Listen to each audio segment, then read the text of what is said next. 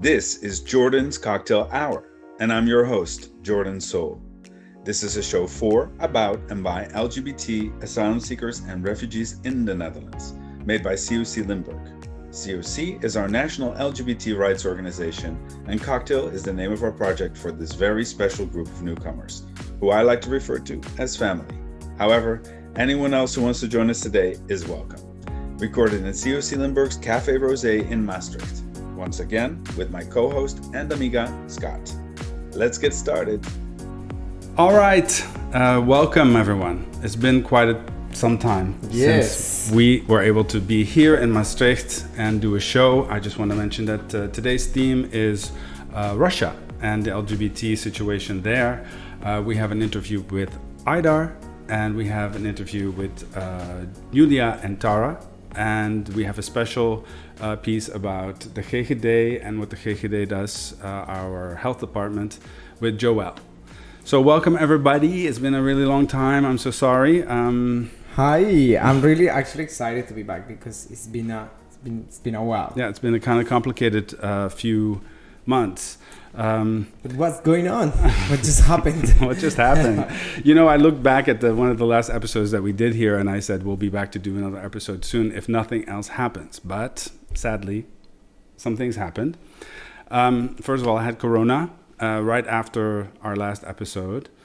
And that kind of messed things up for a while. Of course, I mean, like, it's something really... I mean, we are in the middle of a pandemic and you just... But we would really like to know, how are you? No, I'm okay. Look, the corona itself wasn't all that bad. I had it for about 7 days. 3 of those days I was flu-ish and kind of sick, but nothing like what I was expecting. And after that, I was suddenly, like, it came and it left within 7 days, like really like that. Yeah. But yeah. Well, we actually, I can say we are really happy to have you back. We are really happy. It really went well. And well, here we are, people, again. We're back. Well, the only thing is that after the corona, I still have some trouble. So I've been working a lot less. I've been only working half days and taking it easy. And hopefully those last weird little things that are still happening will go away. Yeah. But I'm good enough to be here and to be back to do this show. Yes, and I'm sure I'm not the only happy one to be here. So here we are again to just go on with everything that is going on here because it's a lot going on. Look, I committed to doing 10 shows of this show, and this is now episode 8. So we have 3 more to do, and I'm kind of excited. They're also really, really, really full episodes. We have a lot going on. But okay, so I had corona. I got better.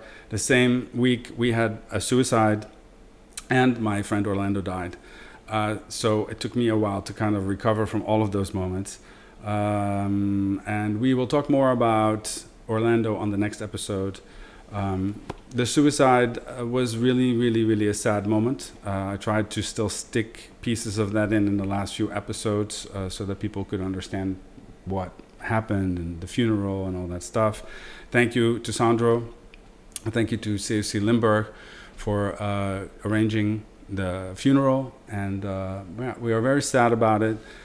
We hope that in the end that it was a teaching moment for everybody, including the COA and all the different agencies and organizations that were involved in it, because it was an unfortunate situation.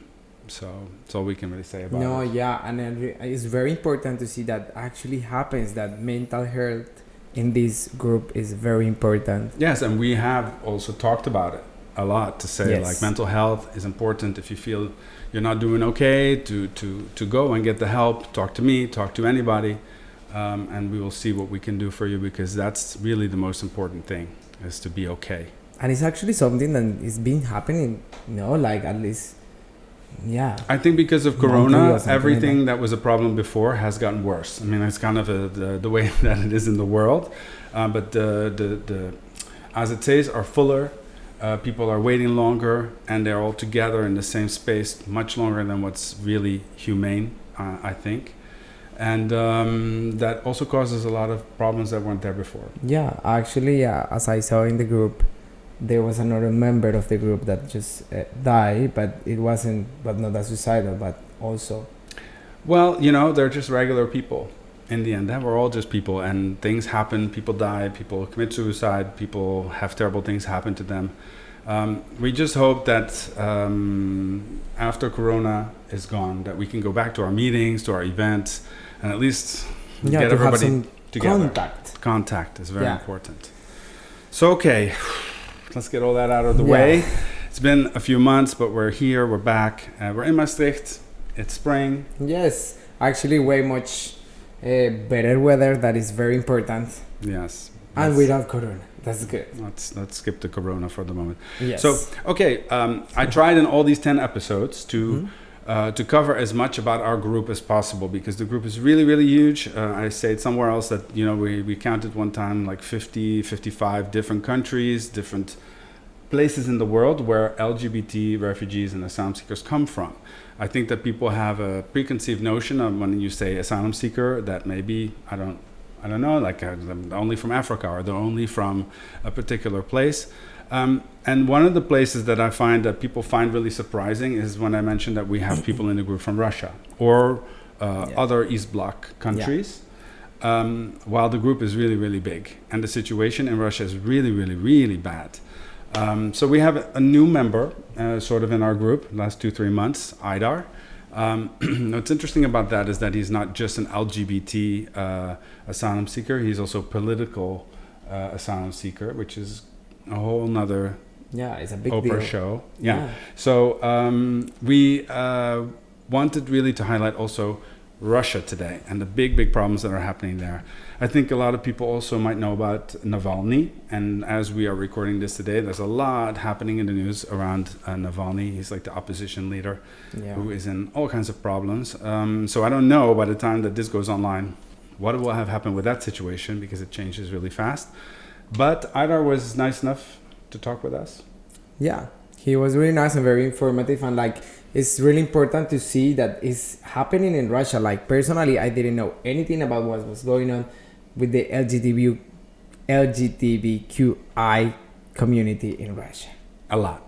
And actually, from when I started doing this 5 years ago or longer, one of the first people in our group was a lesbian couple from there, and they had a child, and that was really the reason why they left, is because they had a child and things got complicated there in Russia. Whereas before it was a little better. But now that's 5 years later, it's worse. And so we have the Russian group is really, really big. Yeah, and I actually would like to ask, who's exactly Naval? Because I'm sure many people in the group doesn't know who is he and what he does in Russia. Right. It's a really long story. I actually, like I said, he's the opposition leader. But beyond that, it's too much to explain, I think, on our show. But if you turn on the news or you Google his name, you will know what's going on with that. And Aidar also explains it a little bit in the interview. Okay, so let's check it out. Look at that. For today, we have in our Russian theme our good new friend Aidar from Russia, who is going to talk to us a little bit today about the situation there and his experience. Hi, Aidar. How are you? Hi. I think I'm good. I'm alive. This is a good thing. Yes, we can begin for that. Yes, we are happy to hear that.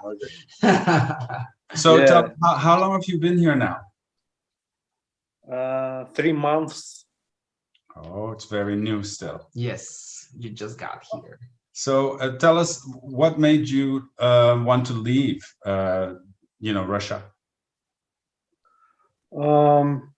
First of all, because I'm open gay, and I'm from Navalny's team. So I just want to say sorry for my English. And it's 2 reasons why I'm here. Because if you political activist and open gay in Russia, it's very dangerous. And for example, if you want to ask about my situation, I have problems with the guys from Chechnya. I think, do you know Chechnya? We know very well what Chechnya is about. Maybe not everybody watching knows how bad the situation is there. but it's awful, Yes, for sure. We have heard many histories about that.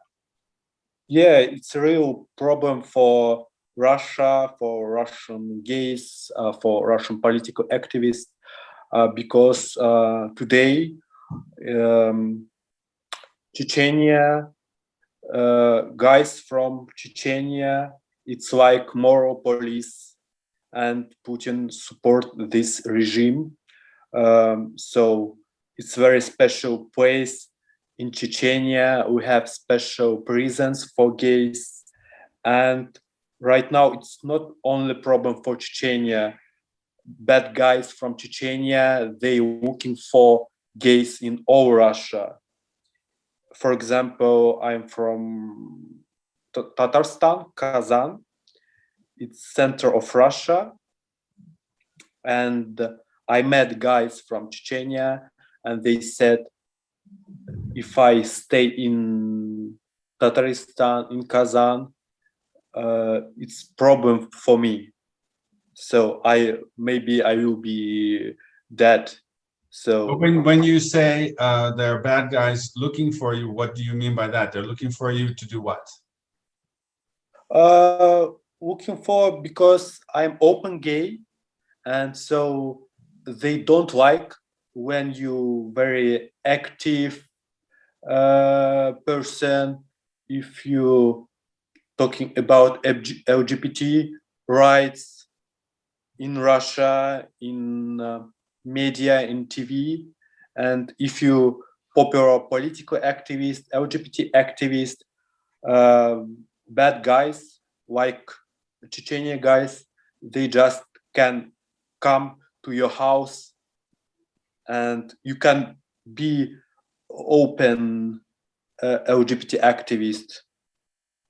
But you say they will come to your house, they will what? Beat you, or what will happen? They just said I must stop my political activism, and for Chechnya guys, good if you just leave your city, because they don't like open gays. They don't like political activists who talk about human rights.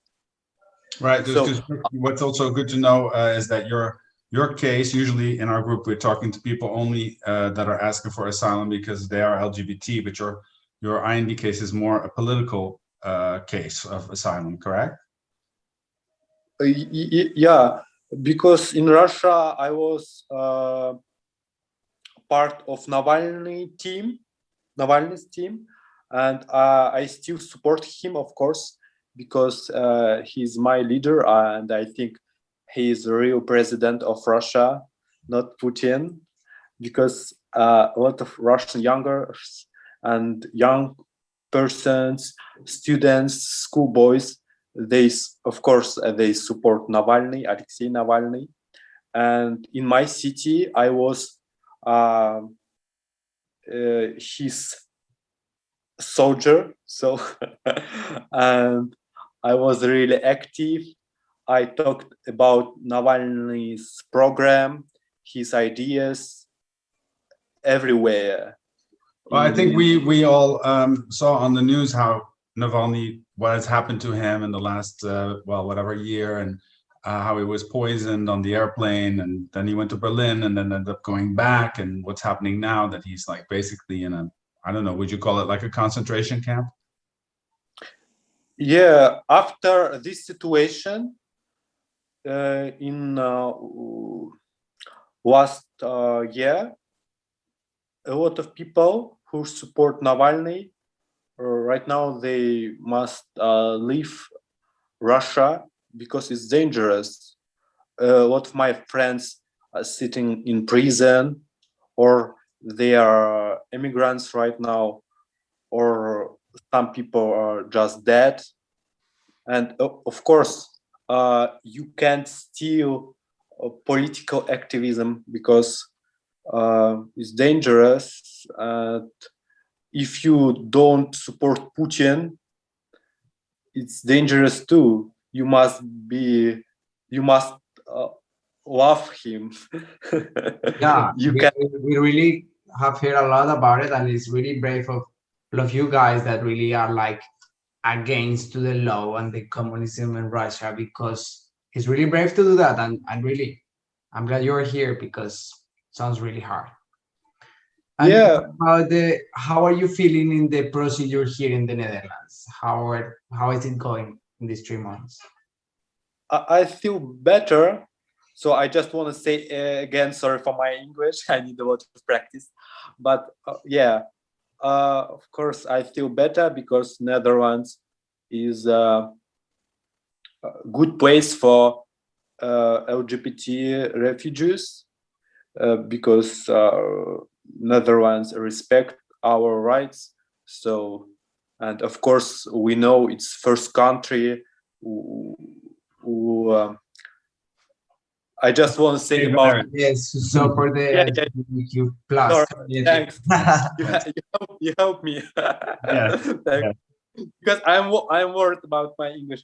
Yeah, I just want to say Dutch people, they are very friendly, they are very liberal, and I see Dutch democracy is working. It's not like Russian democracy. But you know, I met a lot of different Dutch people, and some Dutch people, they said me they hate Dutch government, Dutch constitution. Yeah, it's not free country, but they just can't imagine situation in Russia. Anyway, Dutch democracy is working, and I think Dutch people, they're really happy, but they can't imagine situation in another countries like Russia, where just Russian Tsar, and Yeah. they I think I hear that a lot, is that people from our group don't, they say like the Dutch people have no idea basically how good we have it, and Yeah. how lucky we are, Yes. you know, compared to so many other countries. yeah, and you know, of course, I have a lot of questions, and Dutch politics about immigrants. Yes, it's not ideal, but anyway, it's better than in other countries. For example, I have a lot of friends from Navalny's party, and I said that right now they are just immigrants, and a lot of my friends living in France, in Finland, in Spain, in Poland, and right now I understand Dutch politics system about immigrants better. For example, in France, if you immigrant, you have to wait your decision just on street. You don't have place for sleeping. Yes, You just I know. When people complain about the refugee centers in this country, I understand, because you know it's far from perfect most of the time.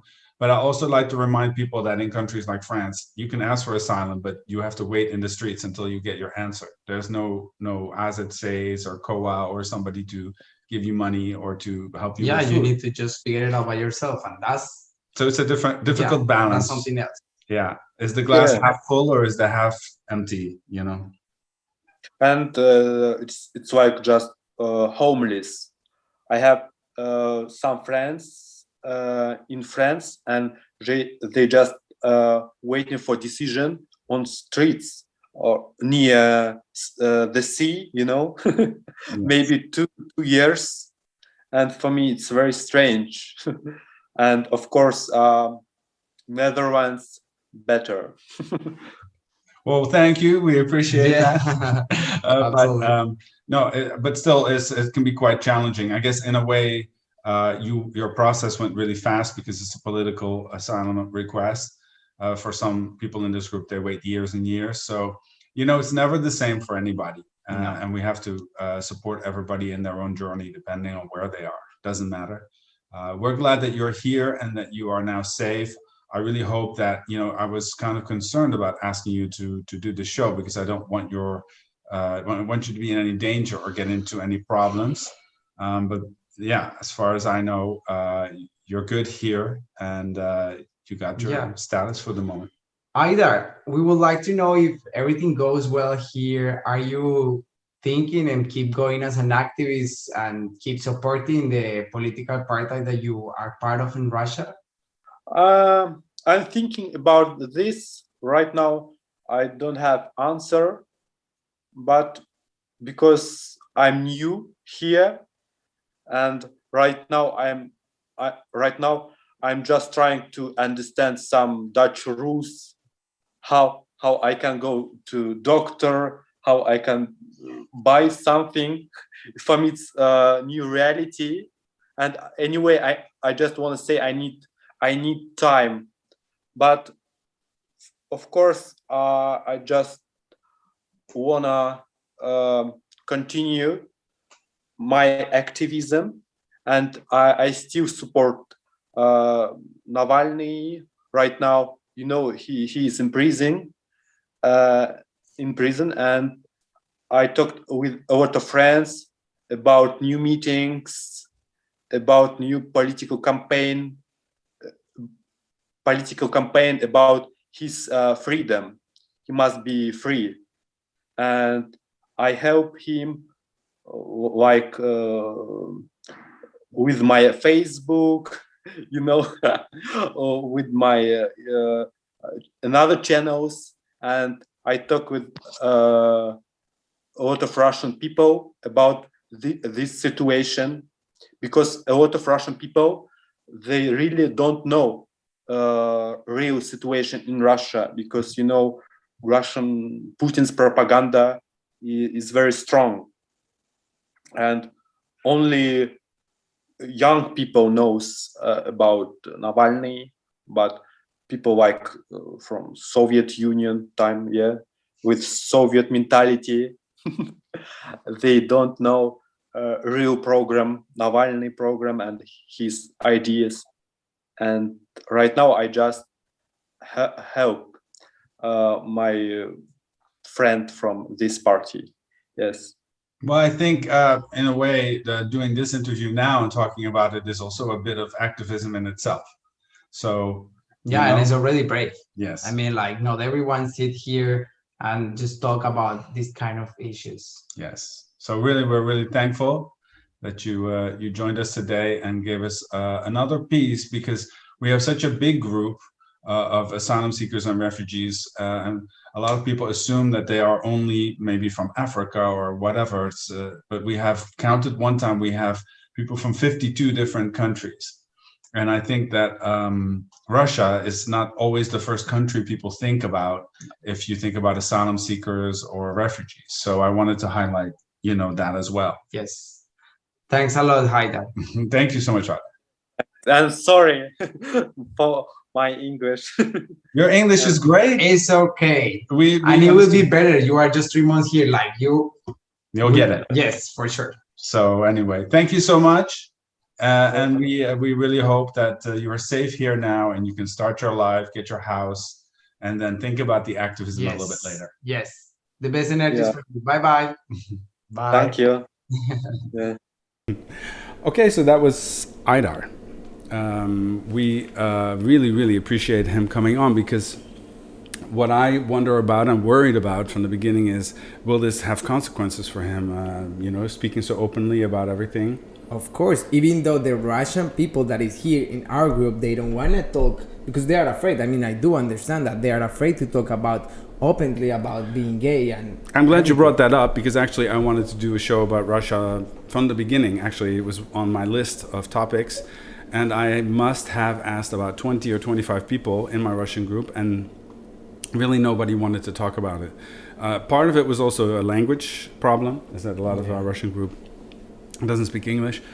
But it's an issue to be on camera and talking about it. No, it's really brave. It was super brave of him, and even though as he's trying really hard because he just got here and everything to show that, and it's a big deal. I mean, like, he is really being an activist and trying to get his human rights. Well, anyway, we are super glad he did it. We are super glad that he's here, and we really hope that we can keep him safe here in this country. And yes, the Navalny situation is something that is going to affect things in Russia for quite some time, I think.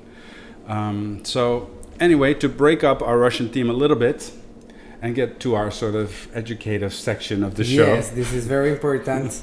Yeah, we try to do a little bit of everything. And we try to be a little entertaining. We try to have little interviews. And we talked about this before. We actually have Joël from the GGD Amsterdam to explain a lot of different things that they do and what our group also can get from the GGD. Because the GGD is all over the country and it should be in just about every major city. And yeah, so Joël came and explained a lot of stuff. Yeah, very informative for us because as we have said many times, no everyone in the group knows about STDs. Not everyone knows that in these countries for free that you can actually get tested. So it's very important. It's an important part that I wanted to also emphasize is that all the stuff that we bring or that we bring on the show is for you and it's free. Like it's not about money. It's about protection, about knowing your status, and prevention. So, and actually, to know that in this country the sexual health is important to know. Like it's not like in other countries in the world. Like here is the sexual life is open. Well, I think we are like much more advanced in certain things. We are really liberal. I think since the 70s, gay life has really advanced and changed because we had the opportunity to be free and open. Yeah. And I think things are a little more advanced here for some people who come from other countries. And if you're jumping right into that, it's good to be informed about how things work. Yeah. So if you have a sexual life active here in the Netherlands, please check it out. Yeah, watch this video. And thank you, Joël. Yeah, thanks a lot. All right, so today we have an interesting interview. As I promised, I wanted to get the GGD involved, which is basically our health department, but I will let Joël introduce himself and explain what the GGD is. Hi, Joël, thank you for being with us today. Hi, Joël. How are you? I'm good. Thank you for having me. I'm Joël Illich. I am an outreach coordinator at the GGD Amsterdam. The GGD is the public health service. Every municipal region has one, and there are 27 or 20 plus GGD's in the country. GGD Amsterdam is the largest one, which gives us a lot of wiggle room and a lot of possibilities. And GGD Amsterdam also has a program specially set up for prevention. Which is what I work for. So what I coordinate is we have a team of volunteers, 15 volunteers at the moment, that in non-COVID times, and even actually last summer, go out into the city and we encourage people to get vaccinated for hepatitis B.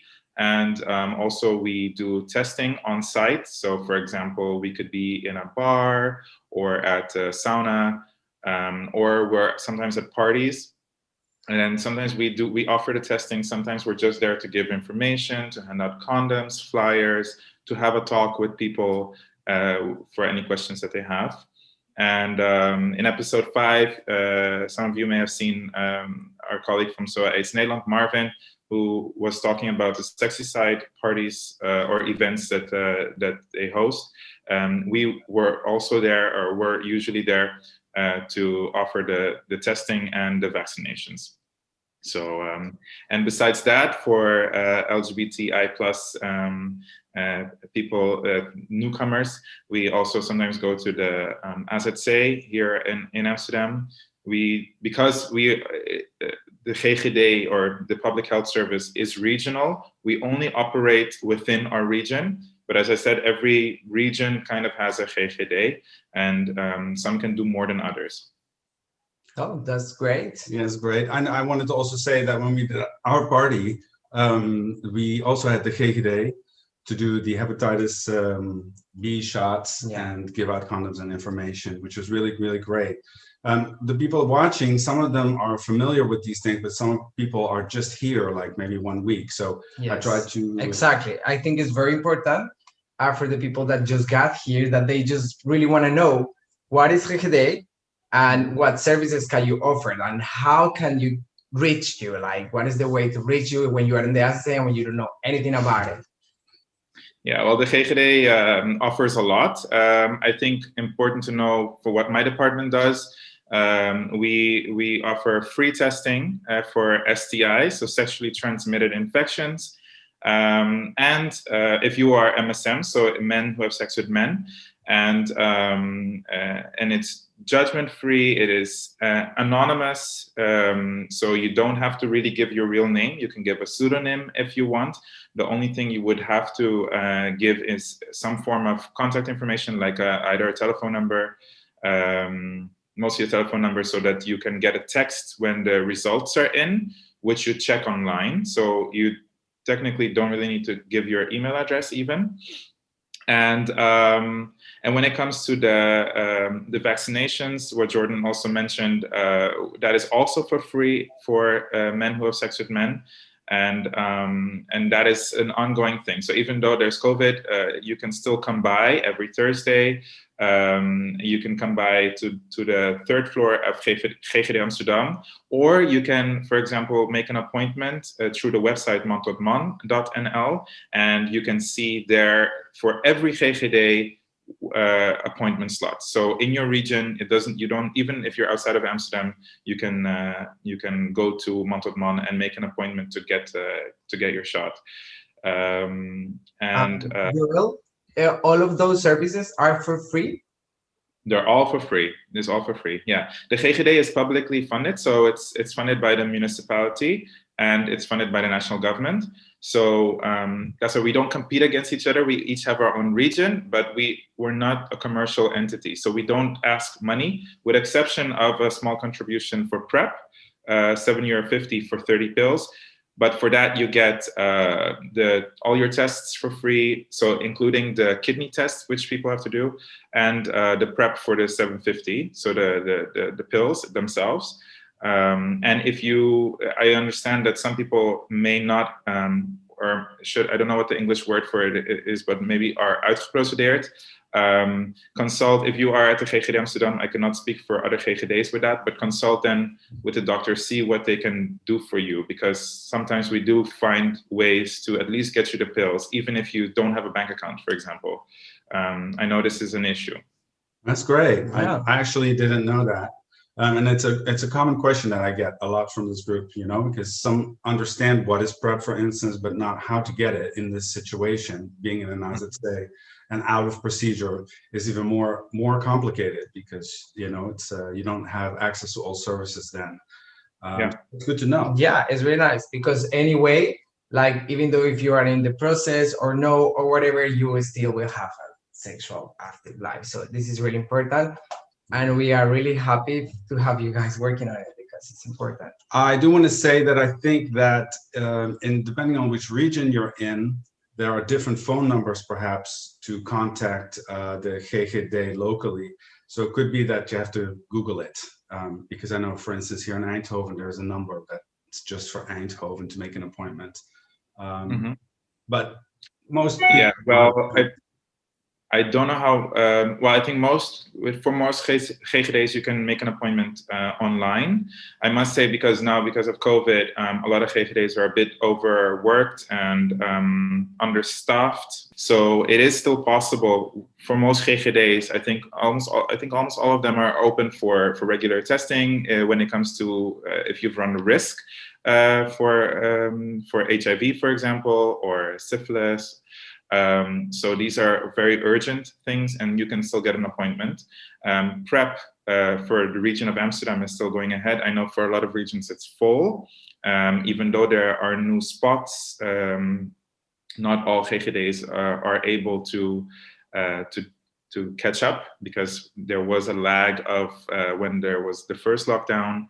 A lot of GGD's had to stop, so they have to kind of still work through all the old inclusion. So you may wait a little bit before you can get an appointment, but we will get to you. And perhaps it's also very good to mention that let's say you don't have any symptoms, but you think you may have run some risk, or you just want to check. You can through Montauban, in a lot of regions, montauban.nl test lab, you can get free tests. You can get tested for free. And this is, even though it is run by the GGD, it is still separate from the GGD. For example, here in Amsterdam, we work together with ATAL Labs, and there are 10 locations in the city where you can go get tested. And I know that in other GGD regions, you can get tested at your local GGD, and not just in one region. They're trying to expand the capacity. So make use of that. It's also free, by the way. Unfortunately, it is not completely anonymous anymore, ATL. This is because of the COVID restriction measures. They have to take some contact information, but it's still free. Okay, Joel, and does the website has any information about like what is an STD and what kind of STDs can you get and stuff? Because I'm sure, yeah, many of us probably also don't know you can get an STD because you are sexual active. Yeah, well, Montauban, which is also part of it's partly owned by the GGD Amsterdam and Rotterdam, and SOA-AIDS Nederland, where Marvin de Vos works for. You can get basic sexual health information there. So there is the SOA or the STI ABCs, where you can get some information on every single STI.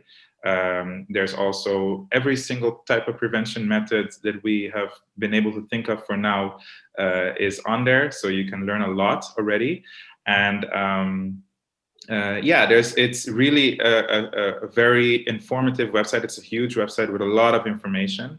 And so I would definitely recommend using Montauban. And some GGD's have a lot of information on their own website as well. So I would also perhaps consult your own GGD for some information. I think that prevention still is like really a really important part of this. And I think, well, I guess we've been focusing on PrEP a lot because, it's newer and some people don't even know what it is or how it exists.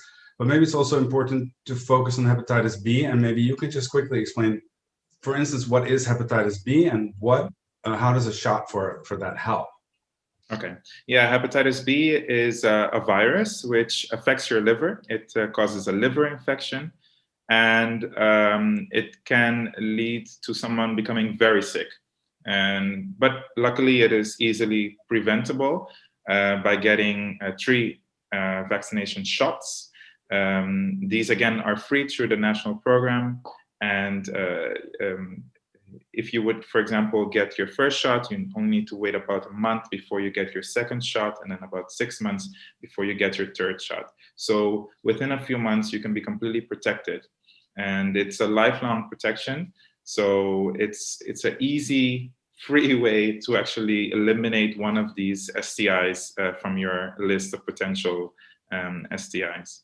So I would really recommend stress. If you haven't gotten it yet, go get it. If you have gotten only the first one or the second one, you're not too late to get the third one. There's quite a lot of leeway in time. So it's not like you have to start all over again. So go and get your second one or your third one if you've only had the first or second. Yeah, that's why I was really trying to say like prevention is really important, because we want everybody to be aware of their status and get tested if they feel they have something. But the best part is not getting it at all. That's the most important part. Yeah, and exactly. Yeah. So prevention. Yeah, it's one of those things that when we do our campaigns, it's an easy message as well. There's an easy way to eliminate it. For us, it's easy when we do outreach to give the shots. So and that's what you see, for example, also with your parties or your events, Jordan, that the GGD can easily offer that, and it's a national program. So really, this is all over the country. It's free at any GGD. for MSM, and also there's some ambiguity when it comes to transgender people, but usually this is also possible for transgender people. Well, I also have a lot of female and lesbian people in our group. And I've always found it a bit difficult to explain to them that some of these services are not going to be free for them. There is an easy explanation, but maybe you could also explain that quickly, why it's so focused. Yeah, so for example, when it comes to hepatitis B and the funding for the vaccines so that they are still free for certain groups, they look at risk, and risk categories. It's a very difficult thing. I mean, what is a risk category? Basically, they look at the infections, the number of infections within a particular population group, and they've seen that when it comes to men who have sex with men, the chances of them contracting, for example, hepatitis B is a lot higher. The same thing with HIV. So for that reason, the national government thought, okay, if we want to lower this, the amount of hepatitis B cases in the population, the general population, perhaps this is a group, if we focus and give them the vaccinations for free, we can have a big impact. And when it comes to women that have sex with women, their chances of passing on an STD is not zero, but it's a lot lower. When it comes to bisexual women, it's of course there's some kind of muddying of the water, so your incidence may go higher, but they look at population groups, so they will still consider you a woman and not a man who has sex with men.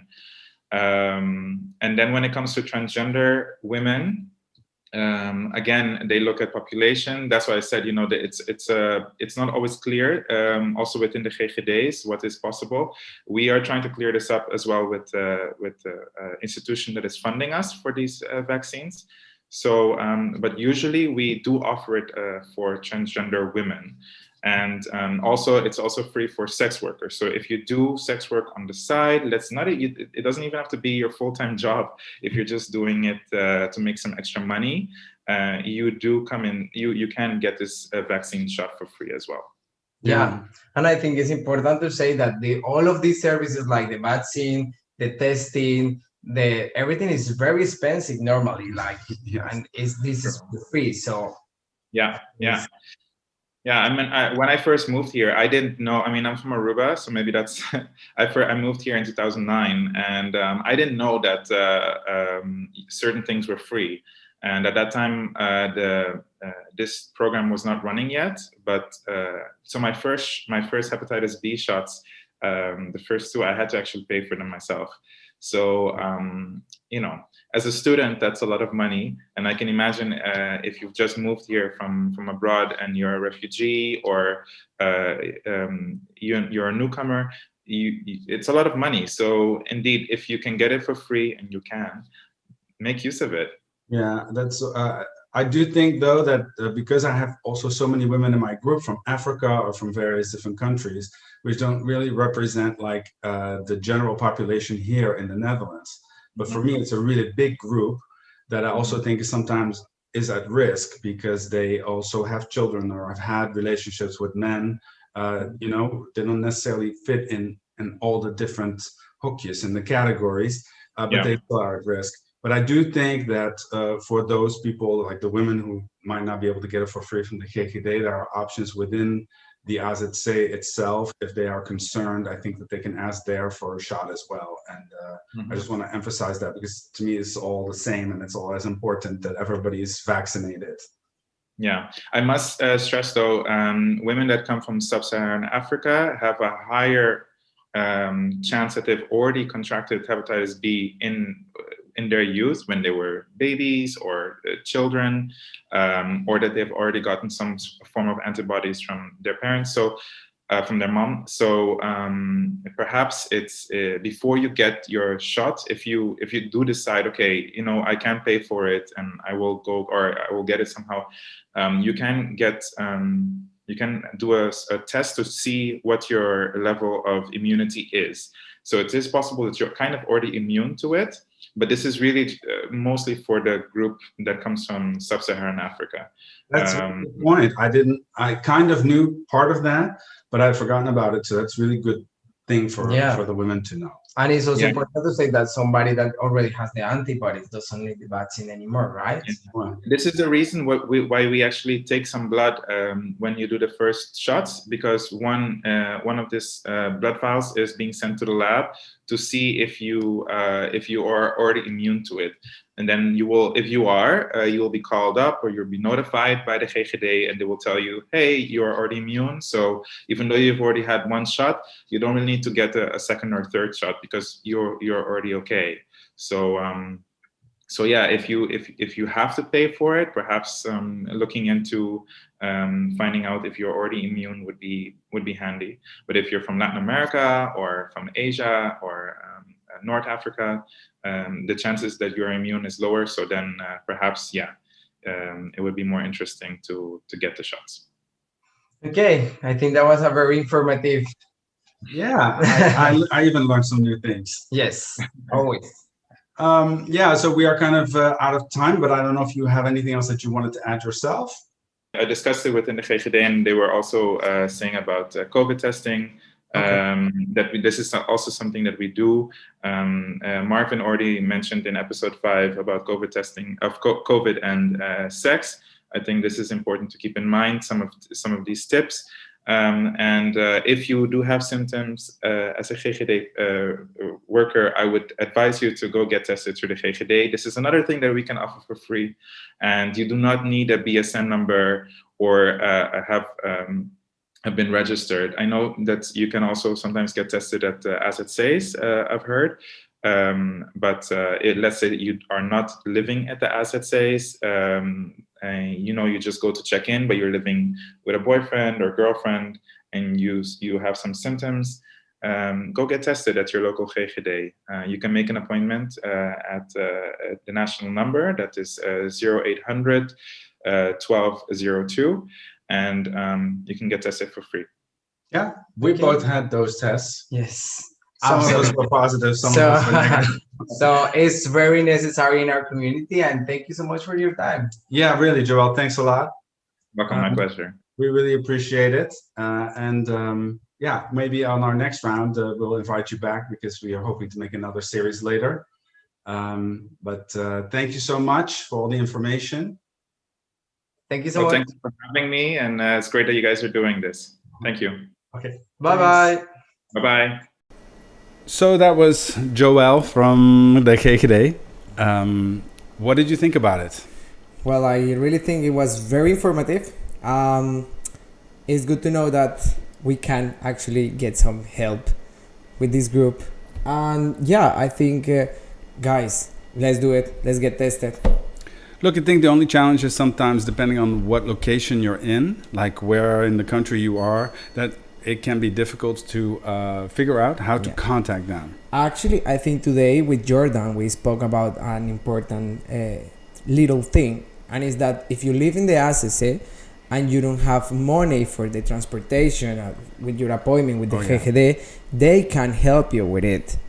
You need to check that really good, because if you have a GGD close by your ACC, you don't need it. But if it's not close by you, they will give you the money for the train ticket. You mean the COA will pay for the transportation costs? Okay. Yeah. We also know that can vary from city to city, but I think that's the only challenge, is how to. It's not so much that you can get the free services there, but how do you get there and how do you make the appointment? Now, we've already shown you the website, but the best thing to do is, if you really don't know, you can just Google it. Just Google GGD in your area, and it should give you all the information. If not, at me and I'll help you to figure it out. Yeah, absolutely. Nice. He's your guy. Thanks. I think it's also important to say that, this is like the basic stuff, this is the basic information, but it's also worth it to be insistent. It's not like you're gonna call and then just like suddenly they will fix your life. No, you need to be it's even for regular Dutch people here. I think it might be the best advice we can give. Yes, is that absolutely. If you don't really explain how bad you are feeling or your symptom is, they will just say, take some paracetamol and call me in 2 weeks. You have to sometimes exaggerate it a little bit, or just be like really direct about and not embarrassed about what are your symptoms or your problems. Exactly. And then you will get your appointment. Yes, I mean, like, even though with COA, if you need the money, maybe if you ask looking for the LGBTQI contact person, maybe he will understand. Yes. There is always a way. That's what we meant. Yes. Actually. And we thank Joel really for doing Yes. that and taking the time to really, really explain in detail so many of the questions that we have on this subject. Yeah, hard to live it down, because actually, guys, we should know this is a big deal. Like, to talk with the GGD is important. Like, it's not that easy. Yes, no, and it's Amsterdam. So we're grateful for that. Yeah. And so now we will return back to our regular subject, which is Russia and the LGBT there. And we have some really, really, really, really fun guests that came on that I really admire them. Julia and Tara. Yeah, that was actually fun, but also like touching. Like confronting, I think. Yes. You know, about the reality they're living in or had to live in. What I find, well, let's talk about it afterwards. Yeah, let's have a look. Okay. For today's episode, we have chosen part of the theme to be about Russia and what it's like to be LGBT in Russia, and what are the challenges and difficulties that people face there. I'm sure there are a lot, but I wanted to actually invite some people on. Today we have our very special guests, Julia and Tara. How are you doing? Hi, how are you? Hi. Hi. We're fine. Thank you. You Happy look to really be here. great. I love the background. Yeah.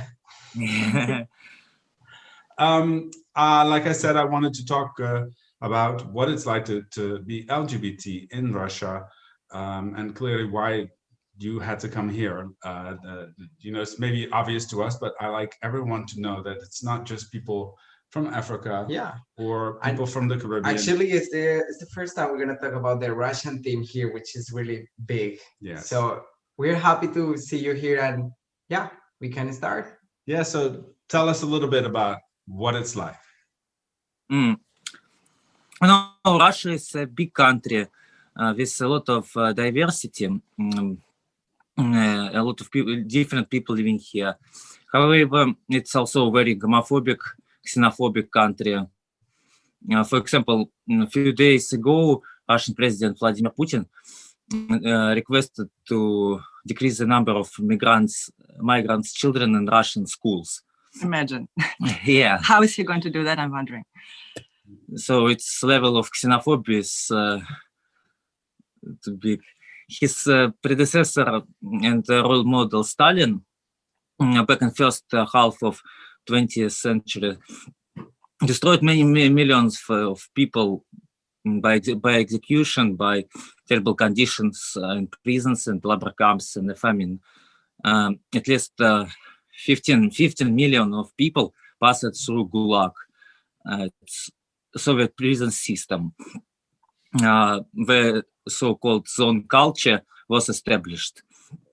It was a set of rules based on toxic masculinity, where the men with high status used to rape men with lower status to show their power. They still shaping Russian mentality and attitude toward homosexual and LGBTQ people in general. So really, it's a long history. It's not just something. It's a long history, but it's quite complicated, and it's a systematic problem, and it's deeply rooted in Russian mentality. In 2013, Putin introduced infamous law prohibiting the propaganda of non-traditional sexual relationships amongst the minors,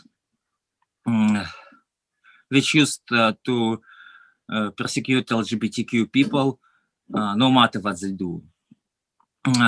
I myself was arrested under this clause when in 2019 on the International Day of Trans Visibility, I did a single person action in the center of Moscow with a banner, "Look at me, a transgender day of visibility." So basically, the fact of her existence as a trans person was considered propaganda of non-traditional sexual relationships among minors, because she only suggested to look at her as a trans person. Wow. It's really super brave though Yes, to do that by yourself. absolutely. I mean, Yes, like, but after that, we had to flee to the Netherlands because she was arrested, and to avoid further persecution, we had to go to the Netherlands to protect our family. Yeah, this was about 2 years ago, and now we have received our residence permits just last month. And we're Yes. very happy that it's all over now. Yes, didn't know that. congratulations. Congratulations. I'm super you. happy that you really Yeah. get it, because it's super brave of you to just stand up for your rights and say like, okay, I am LGBTQ plus and I just want to do it. So we are. And I just exist, you know, to go out in the street and just exist, and then you get arrested for just that. Well, officially welcome to the Netherlands. We are happy to have you here. It's really quite something. Yes. For example, in 2017, Russian Child Protection Services took away to adopted child from a trans man. He first tried to deny his gender identity just to save his adopted his family. But after it came out that he surgically removed his breast, he had to flee to Spain to save at least his biological children. I myself lost my children, my son in 2014 in a fire which took away my wife, and I was unable to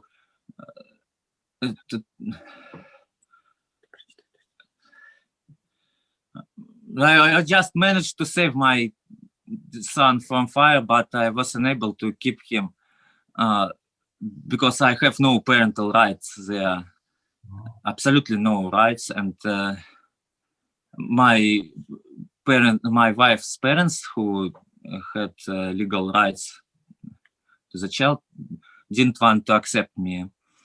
I was like a pervert and something like this from the word. So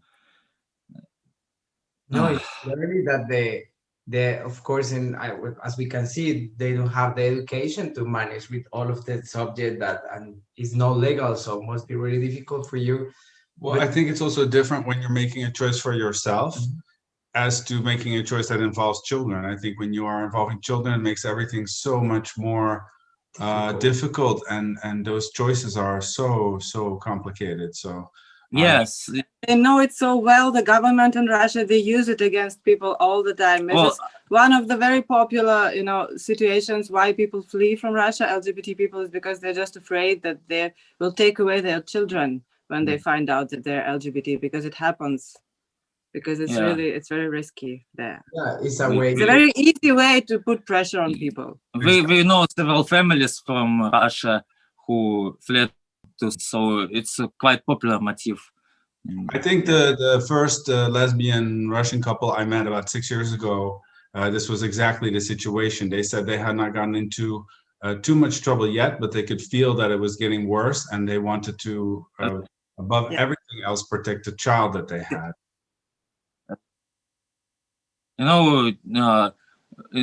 Famous case with Angel, who died after suicide, and she lived in Echt, and we also lived in Echt, used to live in Echt, and we had a lesbian family as our neighbor. They also fled from Russia because they have a daughter, and because they had problems with child protective services. Yes. And there are many cases like this. I think most lesbian couples who flee from Russia for that reason. Yes, it's very serious threat. It's very often. Yeah, and as for some same-sex marriages, it was never allowed in Russia. Even overseas, same-sex marriages never recognized there. For example, in 2018, two Russian gay men married in Copenhagen tried to make their marriage recognized by Russian authorities. It was accidentally recognized by the Russian authorities. You may have heard this story, I don't know, Yes, because it never happened, but then just some person in some government office, they just put the stamp. And it was a very curious situation. But when it came out, the government put heavy pressure on them. They even fired the employee who stamped it, yeah. They canceled their passports. It was very difficult for them to run away from Russia, but they fled to the Netherlands and they are status holders now as much as yes, I know them. So I was just actually rereading their story online because it came up in my Facebook, and I was remembering that story. So it's interesting that you brought it up. What has after that story, they made amendments to the constitution, and maybe it was even connected because they made the amendment last year that the marriage is a union between a man and a woman, like to ban the gay marriage even more than it was banned before. Just to overkill them. Yeah. Like overkill, like it's just not to really possible, be sure. not possible. Ridiculous. Yeah. Well, I like I said before, I think when you combine it with children, it makes the situation so much more complicated because, you know, if you make a choice for yourself, it's one thing to take a risk or to do something, but when you involve a child, you will do anything to protect them, I think. And so I think it's super brave what you guys have done. And but what was your experience? Because I also know that not everything went perfectly once you got here to the Netherlands. What was it like to be here and to arrive here? It was hard. It was scary. For me, it was super scary because I've never been. I mean, Tara, she's been an activist her whole life, and being a trans person in Russia, it requires a lot of courage. And, you know, you probably get used to being exposed to all kinds of things. But for me, it was every day is a war. New. I just fell in love with her, and we were living together, and we were in this situation together. And I was super scared. And we have a child also.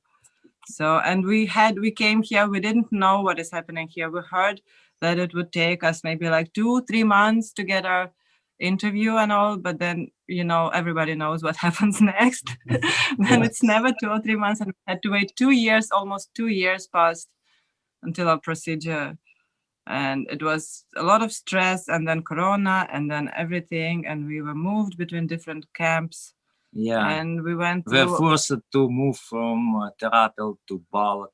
Yeah, we spent almost a year in Terapel just waiting for our procedure because it got canceled the first time because of Corona, and then we had to wait almost a year more to get a new interview date, which was completely unfair because, you know, how many people who came after us were receiving their interviews.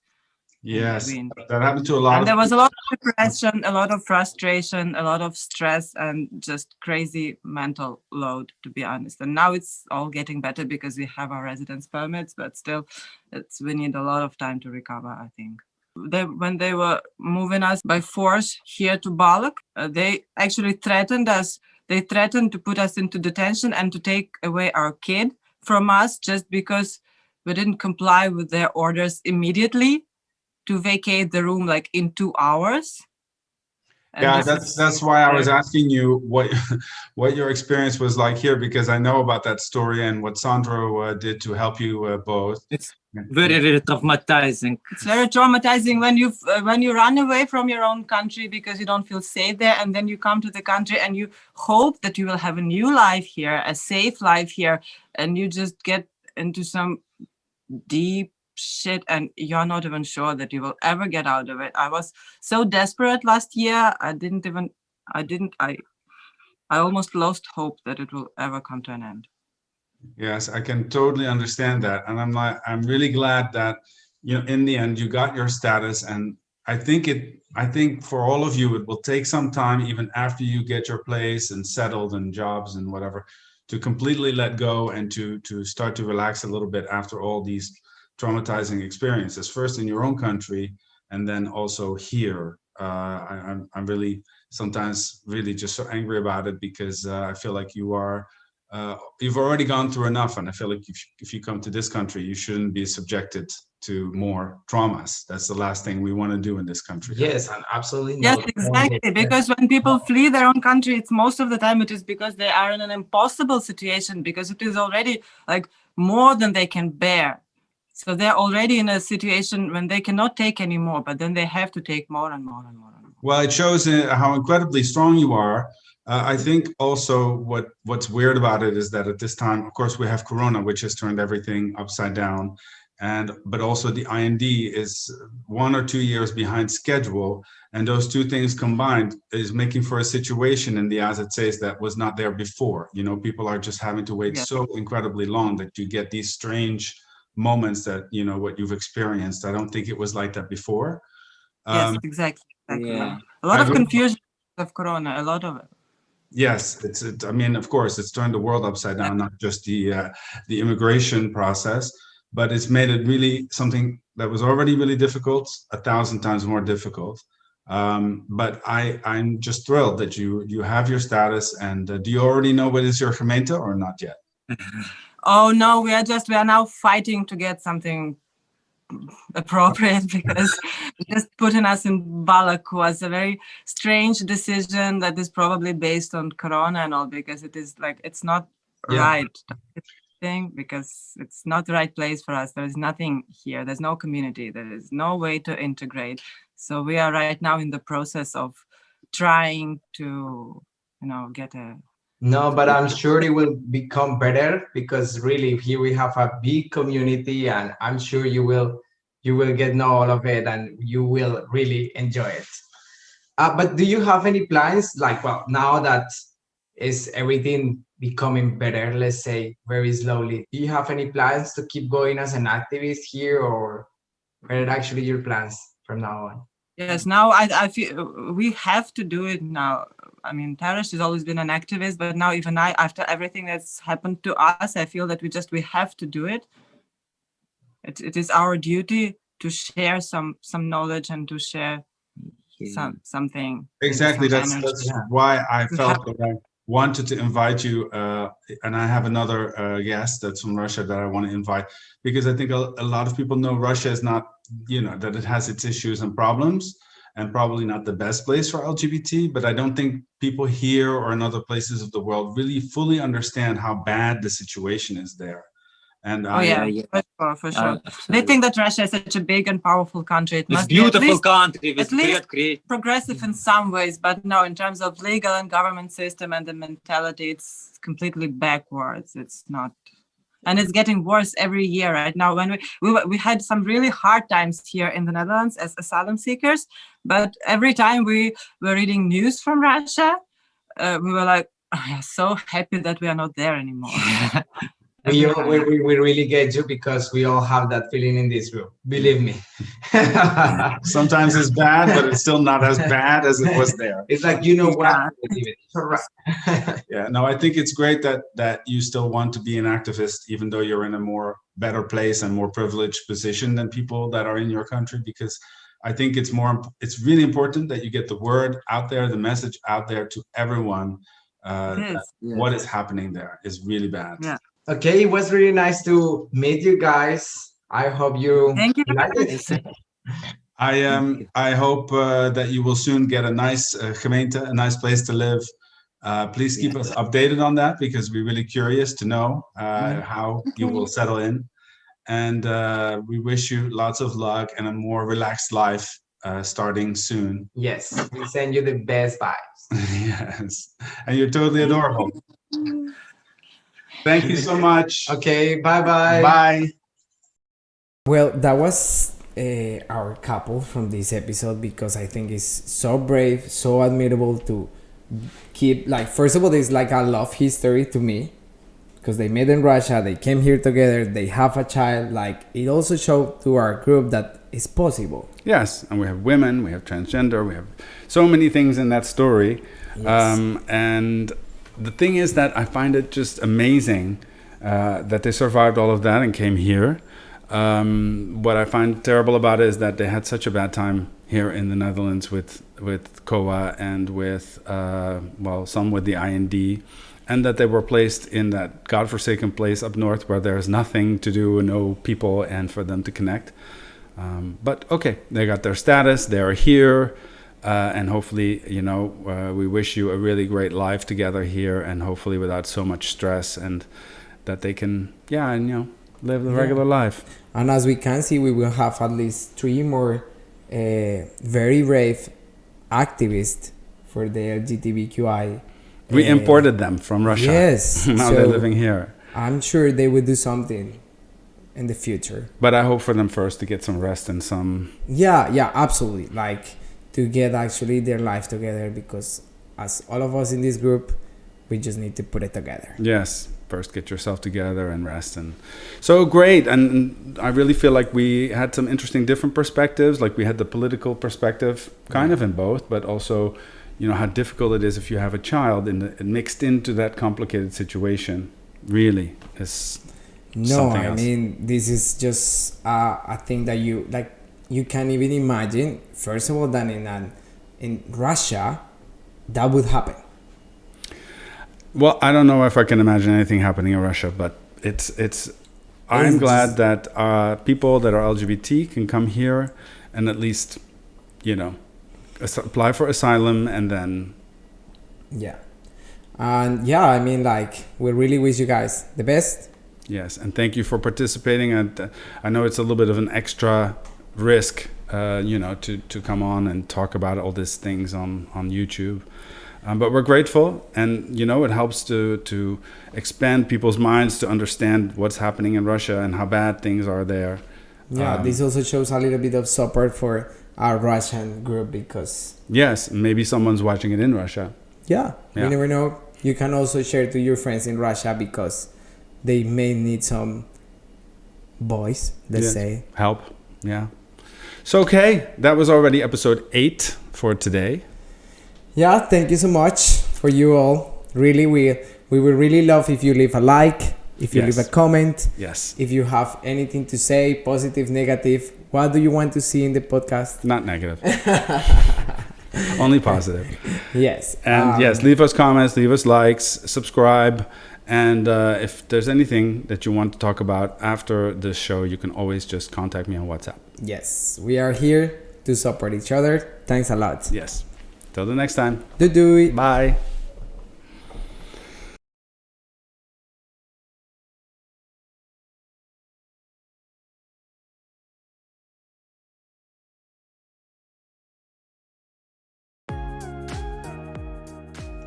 Thanks so much, everyone, for watching today. We really appreciate your love and support, and we hope you will join us again next time. Please subscribe to our YouTube channel, show us some love with likes and comments, and don't forget to share our show with your friends.